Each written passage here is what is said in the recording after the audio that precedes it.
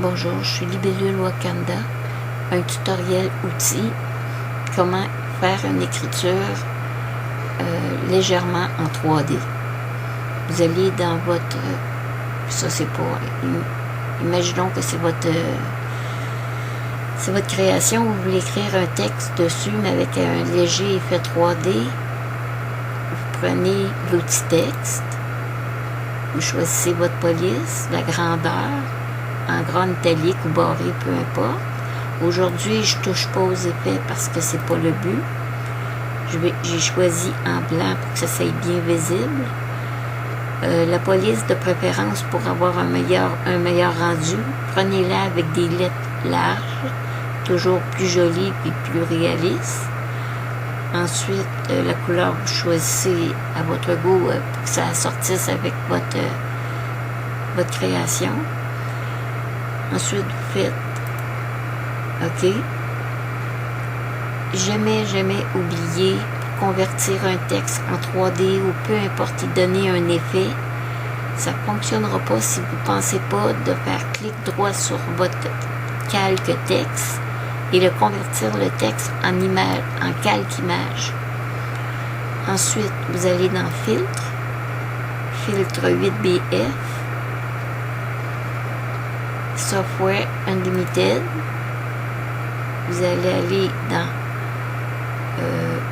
Convolution Filter, puis cochez Emboss Light inverse. Vous mettez au maximum ici, Appli. Là, comme vous voyez, on ne voit rien de spécial pour là. Vous allez faire un double clic sur le calque 1, où c'est marqué ombre portée. Vous cliquez dessus, vous laissez delta X à 7, delta Y à 7, vous mettez l'ombre assortie plus foncée que l'écriture, la police d'écriture, comme moi c'est blanc, là, que j'ai pris noir. Je monte l'opacité à 100%. Style, je peux le mettre plat, je peux le mettre glissé, ou je peux le mettre en diffusion. Personnellement, j'aime mieux glisser. Ensuite, le rayon, vous allez voir 7, mais mettez-le à 4. Et faites, vous laissez l'opacité à 100%. Vous faites OK. Ensuite, vous allez dans Calque, fusionner l'ombre, que si vous promenez votre texte pour le placer, l'ombre va rester là. Comme vous voyez déjà à l'heure actuelle, je l'agrandis, c'est moins clair, mais vous voyez l'effet 3D que sur votre texte. Fait que, comme vous voyez, c'est pas très compliqué. Ensuite, si vous voulez le réduire, votre texte, travaillez toujours votre texte en plus grand, puis ensuite réduisez-le. Vous faites redimensionner le calque, valider, placer, calque, fusionner les calques, et voici votre signature en 3D, bien sûr léger, est déjà installée. Je pourrais vous montrer, tant qu'à être là, il y a une autre méthode que je me sers moins, mais qui, le logiciel le permet aussi. C'est, disons que, je vais essayer de m'en souvenir parce que je m'en sers tellement pas souvent, là.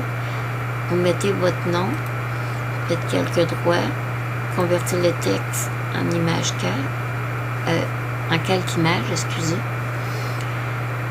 Ensuite, vous allez faire filtre, esthétique, contour en 3D. Vous allez choisir les couleurs.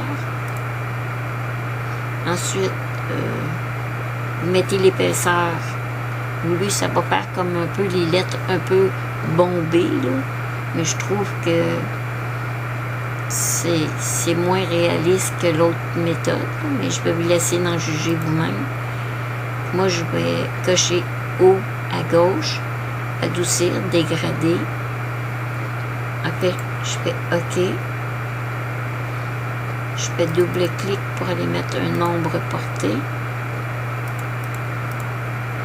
Mais à 4. Comme vous voyez, je vois pas vraiment là,